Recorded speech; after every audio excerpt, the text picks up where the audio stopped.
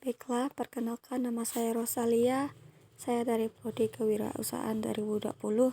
Di sini saya akan membahas tentang akuntansi perusahaan jasa, yang dimana dalam ini ada beberapa judul.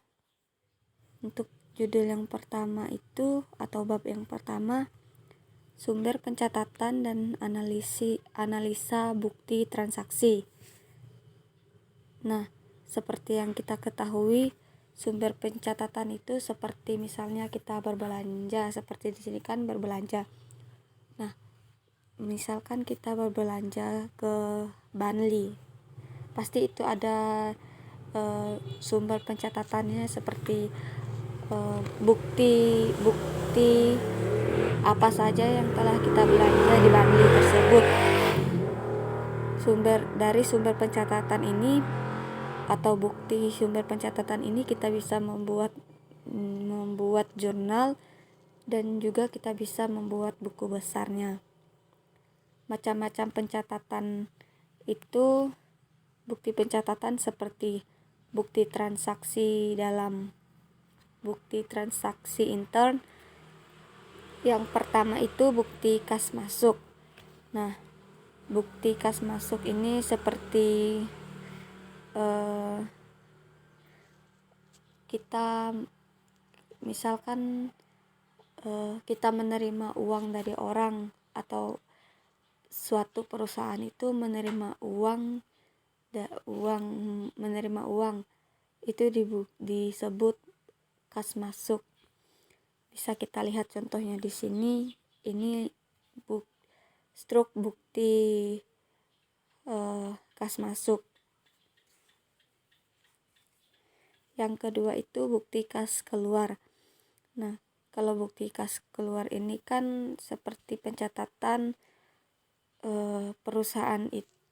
Misalkan perusahaan saya itu telah mengeluarkan uang, entah untuk berbelanja atau untuk pembayaran biaya yang tertunggak, itu disebut bukti kas keluar. Bisa kita lihat contohnya itu seperti pada di sini. Tuh. Terus yang ketiga itu memo. Memo ini merupakan bukti pencatatan antara bagian manajer dengan bagian yang ada di lingkungan perusahaan, seperti yang dikatakan di sini. Contoh bukti memo itu seperti ini.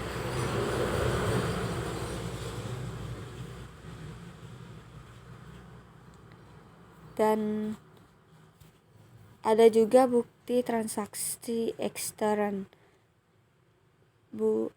Yang pertama itu faktur. Nah, faktur ini kalau menurut saya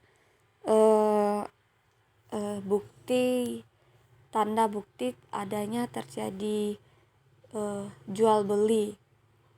Kita melakukan penjualan atau pembelian. Melakukan pembeliannya itu secara kredit. Nah, itu disebut bukti faktur.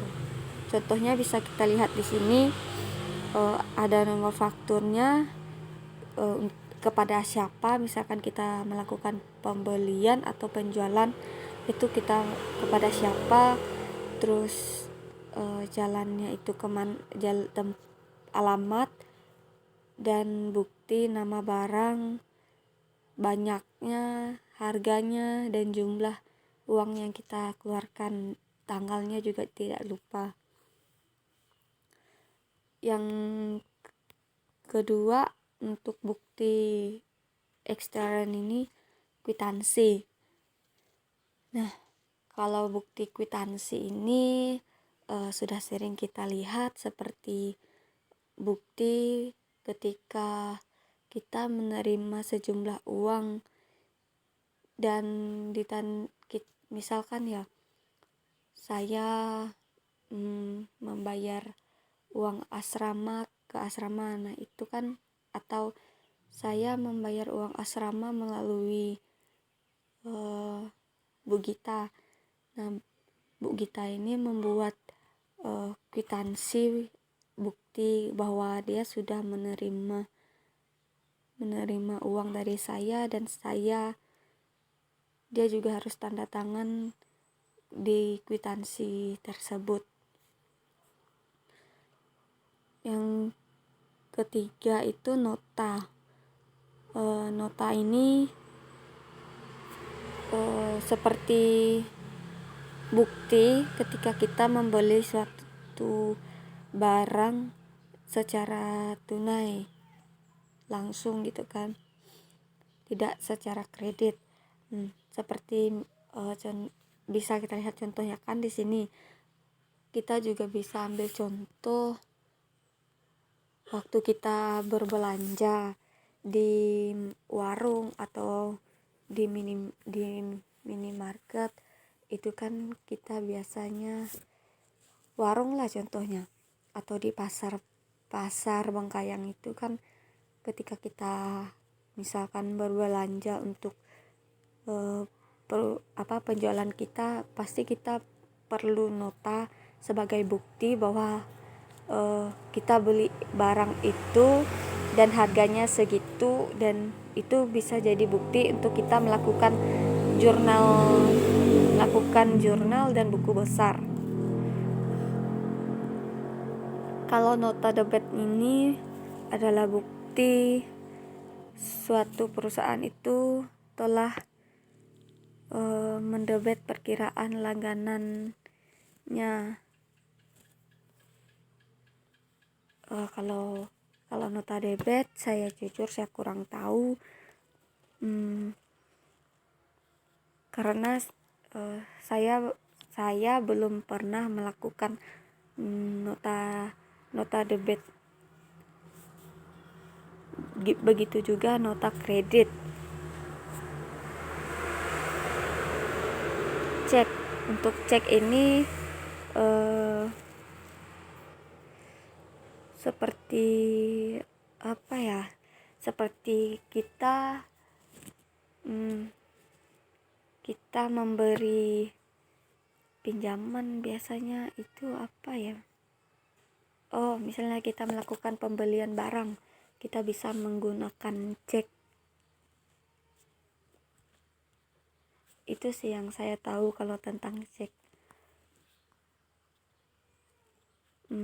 Untuk cara menentukan debit kredit, perkiraan itu seperti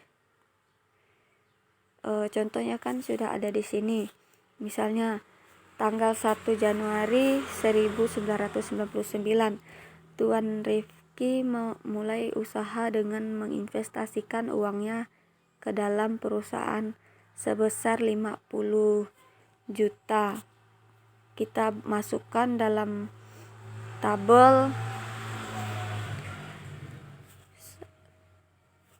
tabelnya itu ada tanggal transaksi, nama akun, terus pengaruh akun, letak akunnya, jumlah uang debit atau kredit.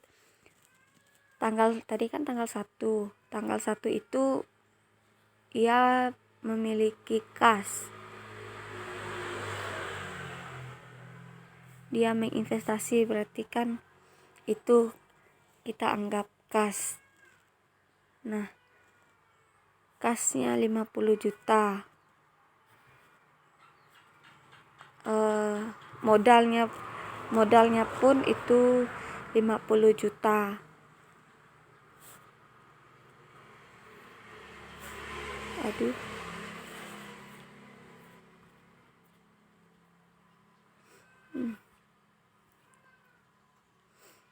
Kalau tanggal 3 biasanya ini kalau saya pernah buat seperti ini, membuat debit kredit, tapi tidak ada saya tidak menggunakan plus minusnya gitu, karena biasanya itu bukan, gimana ya jelasinnya ya, misalkan saya punya kalau iya memang dia dikurang atau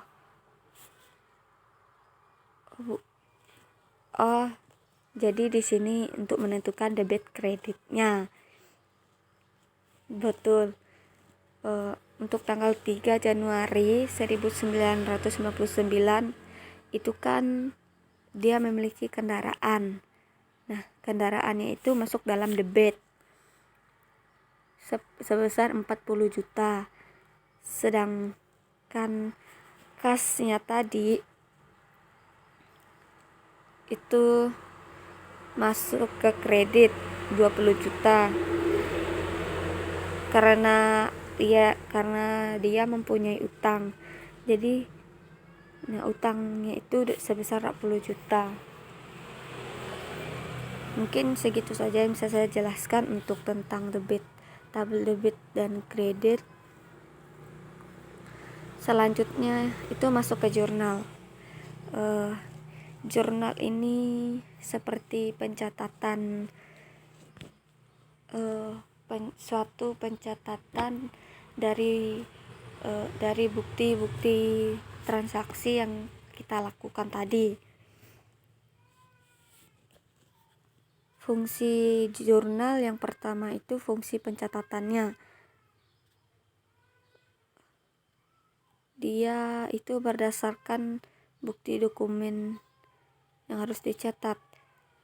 Dan ada juga fungsi historis, fungsi analisa, fungsi instruktif, fungsi informatif. Nah, bentuk jurnal itu seperti ini. Di atas tabel kita menuliskan jurnal umum. Sebelah kanan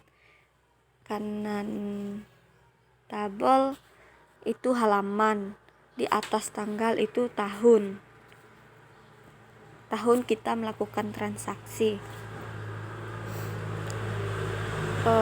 Cara pengisian ke dalam jurnal yang pertama itu mencatat tanggal, mendebit perkiraan, mengkredit perkiraan, lajur lajur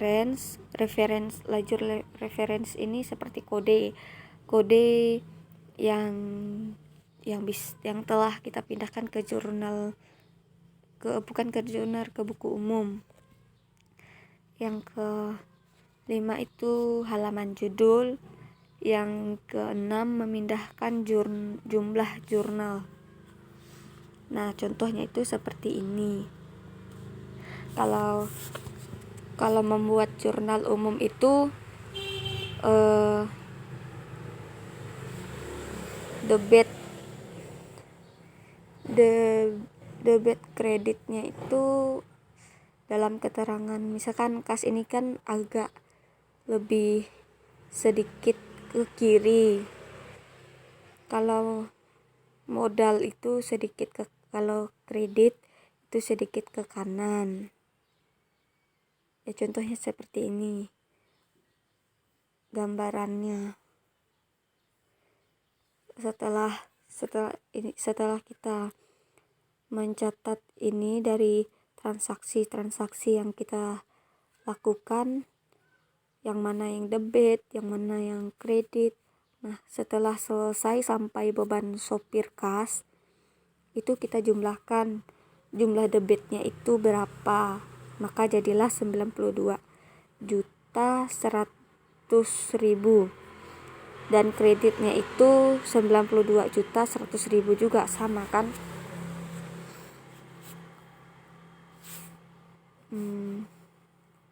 Lanjut ke buku besar. Buku besar ini seperti kumpulan yang diperkirakan untuk mencatat perubahan transaksi kita. Bentuknya itu seperti bentuk kontrol, bentuk stafel,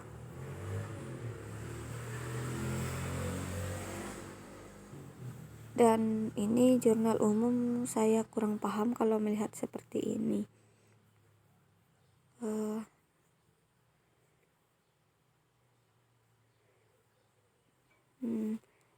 Mungkin hanya ini saja yang dapat saya jelaskan karena saya juga belum terlalu paham mengenai jurnal umum ini. Baiklah, sekian dan terima kasih.